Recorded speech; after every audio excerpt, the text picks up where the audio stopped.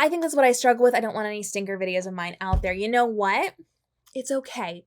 Just because you think something's not good does not mean your audience is going to think it's good. It's so funny, especially with TikTok and Instagram and YouTube, the things that take off. Some of my viral videos have been weird, like one-off videos. I once did a video where it was like set to music or something, and it was like a 3-second video, and I said, which one's bigger, the length of my hair or the stack of books that I wrote? And I compared my hair to a stack of books. It was a dumb, ridiculous little video. It went freaking viral. And the video that I posted that day, the next couple of days, that I put a ton of time and work and effort into with really good quality information, education, entertainment, it didn't do so well. You never know what's going to take off and what's not. And so the message, again, is more important than the messenger. You may have things that are okay, and you may have things that are not okay, and you may have things that are great.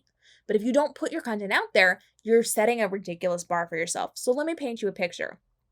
If you put out content, that is your baseline of content. That is the good level. From there, you can have great and you can have subpar.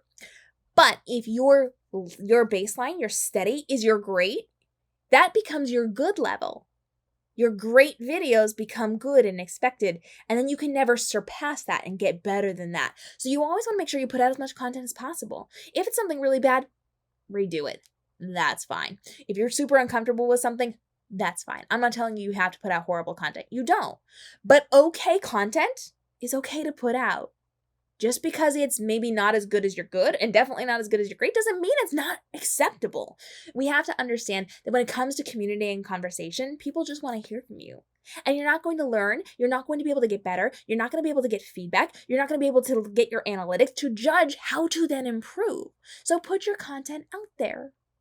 And if you don't like that, please go watch those videos of me from the past, because boy, I had a lot of learning to do.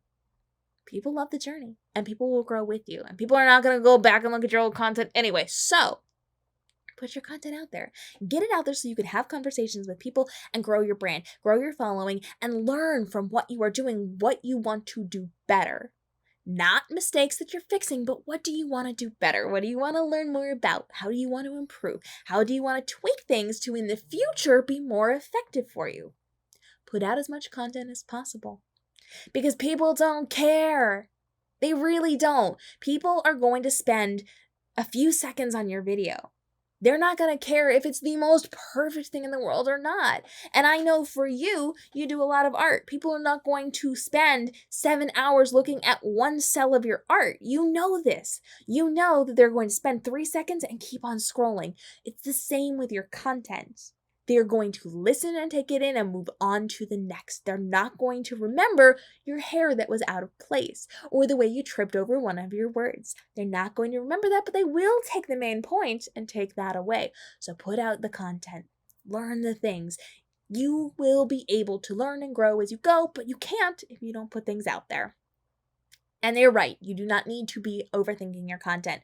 Throw as much content out there as possible, because you don't know what's going to stick and what's going to make a difference and what is going to make or break your potential viability on this platform. I put out silly things on my TikTok. There was a time when I put out a parody video and I thought it was cute and funny, and it was really well received, and I didn't think it would be. So I made another one. And it was pretty well received. And then I made a few more and it was not so well received. But I kept going. I kept going with the series, and it landed me 27,000 followers. Off of something silly, an offhanded comment, what I thought would be 1 or 2 time video turned into a series with over 200 episodes. You don't know what's going to work. You don't know what's going to resonate with your audience. You don't know if they want a prim and proper polished professional is what I was trying to say, or if they want real and raw and in the moment. And the truth is, they want both. They want to see all sides of you. They want to be a part of you and your community and your life. And so, yeah, you should do higher end, higher quality, intentional things. And yes, you should do real, raw, in the moment things as well, because this is how we connect and have conversations. You do not want your best friend to be showing up always looking perfect and always being immaculate and making you feel bad about yourself because you are not always perfect, right?